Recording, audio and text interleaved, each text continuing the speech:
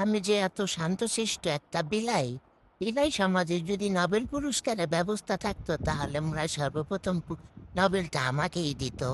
এমন শান্তশিষ্ট বিলাই আর কেউ পাবে না। তাও এই বাসার মানুষের মন ভরে না, আমাকে যখন তখন অপমান করে বসে। কেন ভাই? এবার একটা নোবেল পুরস্কার আমার চাই চাই, না হয় আমি এই বাসায় থাকবোই না।